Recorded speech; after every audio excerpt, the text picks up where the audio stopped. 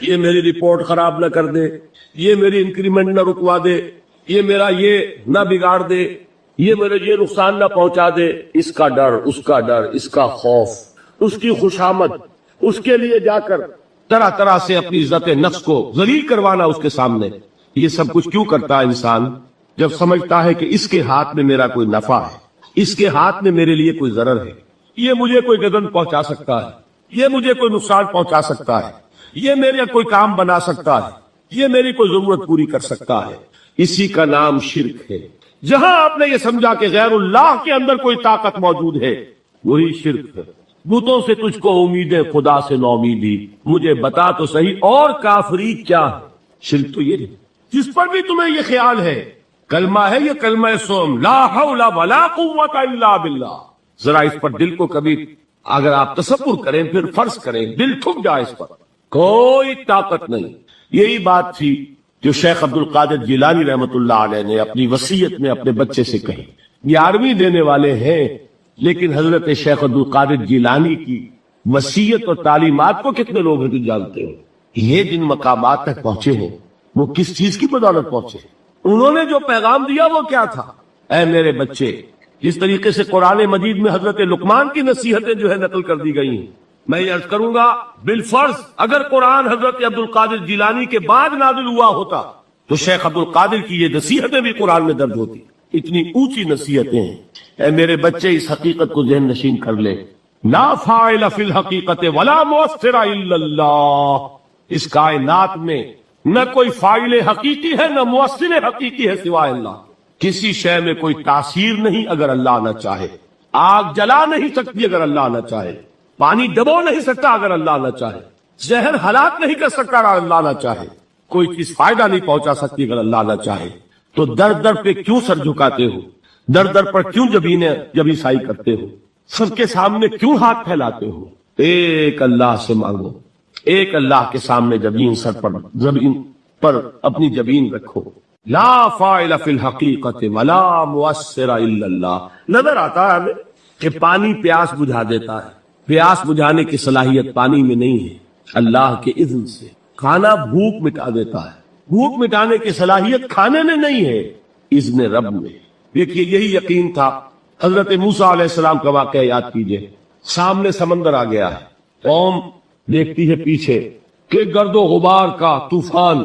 معلوم ہوا کہ فرعون اپنے لشکر سمیت آ گیا ہے. لشکر جب چلتا تھا تیز رفتاری کے ساتھ تو گرد و غبار کا جو طوفان اٹھتا تھا اس کا تصور کی، اور لمحہ بلمحہ وہ قریب آ رہا ہے. پوری قوم نے کیا کہا؟ اے موسیٰ انا لمدرکون، اے موسیٰ ہم کو پکڑے گئے. قرآن مجید نے تو یہاں وہ باتیں نہیں لکھی ہیں، لیکن تورات میں یہ درج ہے کہ بنی اسرائیل جھگڑنے لگے، دست و گریبان ہو گئے موسیٰ کے ساتھ. موسیٰ ہمیں یہاں مروایا لا کر، اس سے تو ہم وہیں بہتر تھے. وہاں کھانے کو ملتا تھا، زندگی تو تھی، بیگار ہم کر رہے تھے، موت تو نہیں تھی. اب جو کچھ ہوگا اس کا تصور کرو، جس طریقے سے ہمارے ٹکڑے اڑائے جائیں گے. تو لڑ رہے ہیں حضرت موسیٰ علیہ السلام سے. یہ تورات کی تفصیل ہے. قرآن میں صرف اتنا آیا ہے، پریشان ہو کر انہوں نے کہا انا لمدرکون، موسیٰ ہم کو پکڑے گئے. اس وقت موسیٰ کا جواب کیا ہے؟ کلا ان معی ربی سیہدین. نہیں، میرے ساتھ میرا رب ہے، وہ راستہ دے گا. بتائیے کہاں راستہ نظر آ رہا؟ یہ ہے ایمان بالغیب. راستہ نظر نہ آئے تب اللہ پر یقین ایمان ہے. جیب میں پیسے ہو تب دل کو اطمینان ہے. تو ایمان کس پر ہوا؟ پیسے پر، اللہ پر نہیں. جب وسائل و ذرائع نہ ہو اور پھر یقین ہو کہ اللہ مسبب الاسباب ہے، وہ اسباب کا پابند نہیں ہے، وہ اسباب کا محتاج نہیں ہے، اسباب اس کے محتاج ہے. اگر یہ یقین ہے تو اللہ پر ایمان ہے. یہ نہیں ہے تو تمہارا ایمان اسباب پر ہے، وسائل پر ہے، ذرائع پر ہے، مادیات پر ہے، اللہ پر نہیں. اس وقت کہاں راستہ تھا؟ تو راستہ تھا سمندر ہے اور ادھر سے لشکر آ گیا ہے. کلا ان معی ربی سیہدین. اب دیکھیے ایمان کہہ دینا آسان ہے، ہوا معکم اینما کنتم، جہاں کہیں بھی تم ہوتے ہو اللہ تمہارے ساتھ ہوتا ہے. لیکن اس کا یقین قائم ہو جائے تو زمین و آسمان کا فرق واقع ہو جائے. الف لام میم یہ حروف مقطعات ہیں جن کے بارے میں اجمالی گفتگو سورہ بقرہ کے آغاز میں ہم کر چکے ہیں.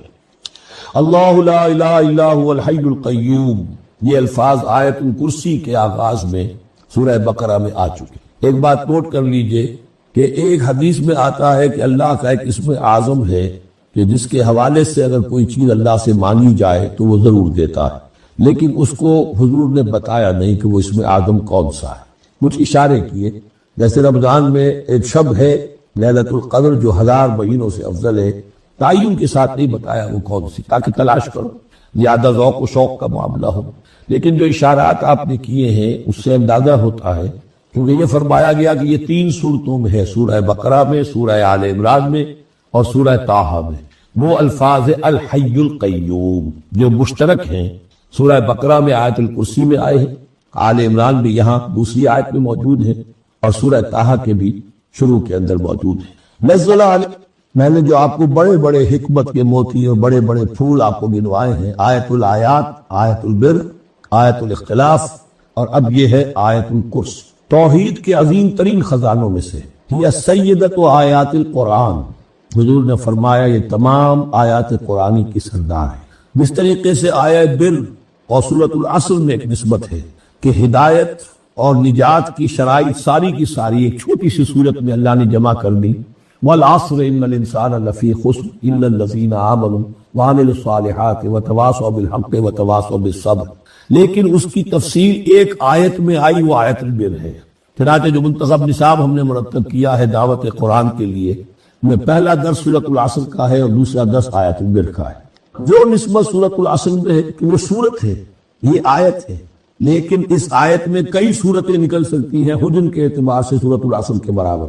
یہی نسبت ہے سورہ اخلاص میں، 4 آیتیں، توحید کا عظیم ترین خزانہ، اور یہ آیت الکرسی، یہ آیت ہے سورہ اخلاص، اس میں 4 بن جائیں گی حجم کے اعتبار سے، لیکن اسے حضور نے ثلث قرآن قرار دیا ہے۔ توحید کے موضوع پر جامع ترین سورت سورۃ الاخلاص، لیکن توحید اور خاص طور پر توحید فی الصفات کے موضوع پر عظیم ترین آیت یہ آیت الکرسی۔ اللہ لا الہ الا ہو، اللہ وہ معبود برحق ہے جس کے سوا کوئی الہ نہیں، بڑا کیٹیگوری۔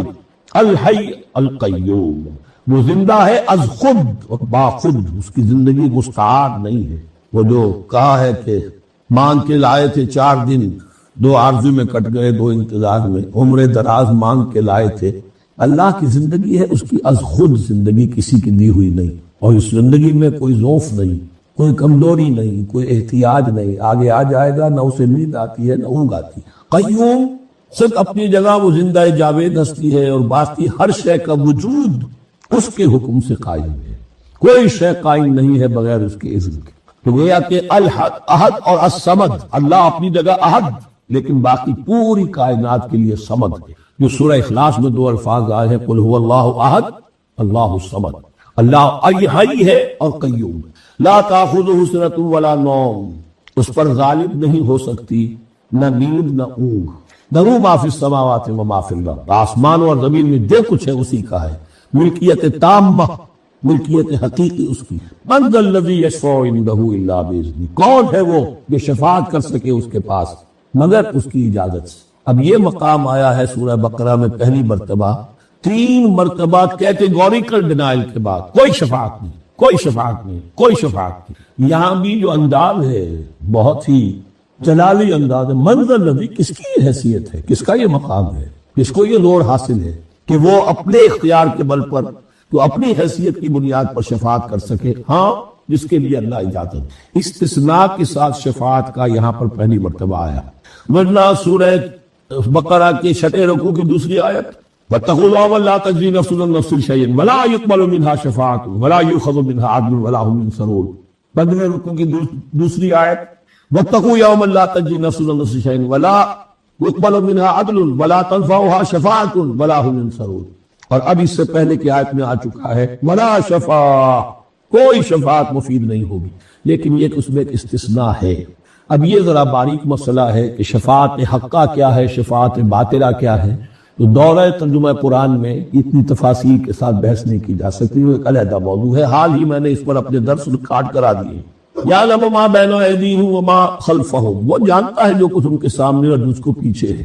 عام طور پر دنیا میں ہم سفارش کرتے ہیں تو کہتے ہیں کہ بھئی میں جانتا ہوں شخص کو بہتر، اصل میں جیسا کچھ یہ نظر آتا ہے ویسا نہیں ہے، یا جیسا کچھ فیکٹس آن دی فائل آ گئے ہیں وہ بڑے ہی ڈیسیونگ ہے، اصل حقائق کچھ اور ہے اس کیس کے، وہ میں آپ کو بتاتا ہوں۔ یہ بات اللہ کے سامنے کون کہہ سکتا ہے؟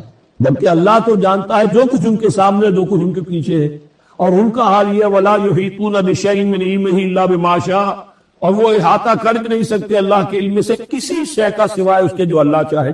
باقی ہر ایک کے پاس علم جو ہے اللہ کا عطائی علم ہے، دیا ہوا علم ہے، محدود علم ہے، بڑے سے بڑا رسول ہو، بڑے سے بڑا ولی ہو، بڑے سے بڑا فرشتہ ہو۔ لا علم لنا الا ما علمتنا، ہم پڑھائیں چوتھے رکوع میں تو کون کہہ سکتے؟ من ذا الذی یشفع عنده الا باذنہ یعلم ما بین ایدیہم وما خلفہم ولا یحیطون بشیء من علمہ الا بما شاء وسع کرسیہ السماوات والارض، اس کی کرسی تمام آسمانوں اور زمین کو محیط۔ اب کرسی کے دو مفہوم یہاں ہو سکتے ہیں، یہ کہ اس سے جو معنی مراد ہے یعنی اس کا اقتدار، اس کی قدرت، اس کا جبر، اس کا اختیار، یہ اتھارٹی پوری کائنات کو۔ ایک یہ بھی ہو سکتا ہے کہ اللہ تعالیٰ کے لیے ہم نہیں جان سکتے، یہ آیات متشابہات میں سے ہے کہ کوئی شے بھی ہو واقعتاً جس کو ہم اسے کرسی کہہ سکتے، عرش، کرسی، ان سب کے بارے میں یہ دونوں باتیں ذہن میں رکھیے۔ یہ بھی ہو سکتا ہے کہ ان کی کوئی مجسم حقیقت ہو جو ہمارے ذہن سے، ہمارے تخیل سے ماورا ہے، اور یہ بھی ہو سکتا ہے اس سے استعارہ مراد، اس کا اقتدار و اختیار آسمانوں اور زمین پر چھایا ہوا ہے۔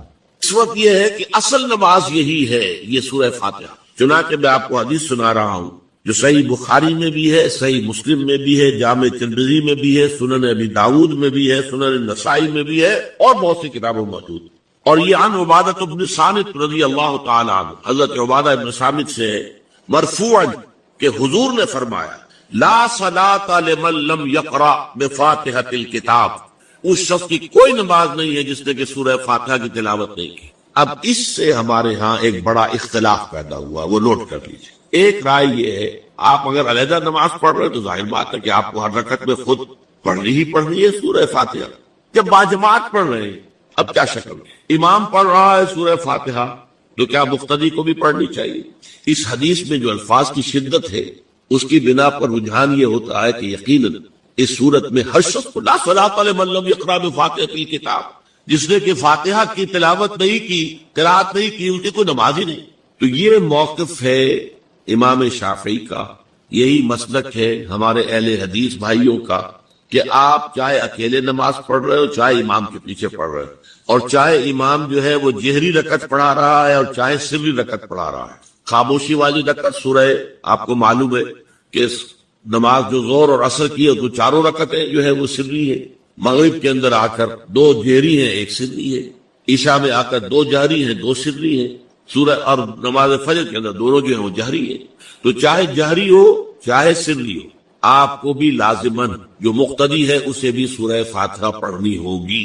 اب اس کے لیے انہوں نے یہ طریقہ جو ہے تلقین کیا ہے کہ امام تیزی سے نہ پڑھے، رک رک کر پڑھے، الحمدللہ رب العالمین، اس کے بعد اتنا وقفہ دے دے کہ جو مقتدی ہے وہ بھی کہہ لے اپنے دل میں یا پڑھ لے الحمدللہ رب العالمین الرحمن الرحیم۔ تو یہ رک رک کر پڑھنا، خاص طور پر اگر آپ کو موقع ہوا ہو کسی اہل حدیث امام کی امامت میں نماز ادا کرنے کا، تو آپ دیکھیں گے کہ بڑا فرق ہے۔ ہمارے جو حنفی امام الحمدللہ رب العالمین الرحمن الرحیم مالک یوم الدین ایاک نعبد و ایاک نستعین، 4 آیتیں جو ہے وہ بھی ایک ساتھ میں پڑھ جائیں گے، لیکن یہ کہ عام طور پر جو اہل حدیث حضرات ہیں وہ رک رک کر ٹھہر ٹھہر کر پڑھتے ہیں، ترتیل کے انداز میں پڑھتے ہیں۔ یا پھر دوسری شکل انہوں نے ایک اور کی، یہ آپ سعودی عرب میں جب کبھی نماز پڑھیں گے اور آپ پڑھی ہو آپ نے، تو وہاں آپ دیکھیں گے کہ امام جو ہے وہ سورہ فاتحہ پڑھنے کے بعد کوئی 1 منٹ جو ہے خاموش ہے، تاکہ آپ اب جو مقتدی ہے وہ اس وقفے میں وہ اب سورہ فاتحہ پڑھ لیں، پھر وہ قرات کرے گا، کوئی اور آیات اس نے شامل کرنی ہے تو بعد میں شروع کرے گا، درمیان میں وقفہ ہو۔ لیکن ایک مسلک یہ ہے، اور یہ مسلک جو ہے یہ در حقیقت قرآن مجید کی ایک آیت کے اوپر مبنی ہے۔ سورہ اعراف کے آخر میں فرمایا گیا وَإِذَا قُرِئَ الْقُرْآنُ فَاسْتَمِعُوا لَهُ وَأَنصِتُوا، جب قرآن پڑھا جا رہا ہو تو توجہ سے اسے سنو، خود خاموش رہو۔ اب یہ قرآن مجید کی آیت ہے، اس کی بنا پر ایک رائے یہ ہے کہ آپ امام کے پیچھے سورہ فاتحہ نہیں پڑھیں، پڑھا جا رہا ہے سنو اس کو، خود خاموش رہو۔ اور اس کے لیے وہ دلیل دیتے ہیں کہ یہ شکل ایک وفد کی سی ہے، جیسے کسی بڑی شخصیت کے پاس اگر آپ کا کوئی وفد جاتا ہے، 8-10 افراد ہیں، ان میں اسپوکس مین ایک ہوتا ہے، وہ بات کرتا ہے، باقی سب لوگ موجود رہتے ہیں، سنتے ہیں۔ اسی طریقے سے امام جو ہے وہ گویا کہ آپ کا نمائندہ ہے، اور وہ پڑھ رہا ہے الحمدللہ رب العالمین الرحمن الرحیم مالک یوم الدین، تو امام کی قرات ہی آپ کی بھی قرات ہو، گویا کہ اس آیت سے، اس حدیث سے اختلاف نہیں ہے، اس کی تعبیر سے اختلاف ہے کہ امام کا قرات کر لینا در حقیقت مقتدیوں کی طرف سے بھی قرات، اس میں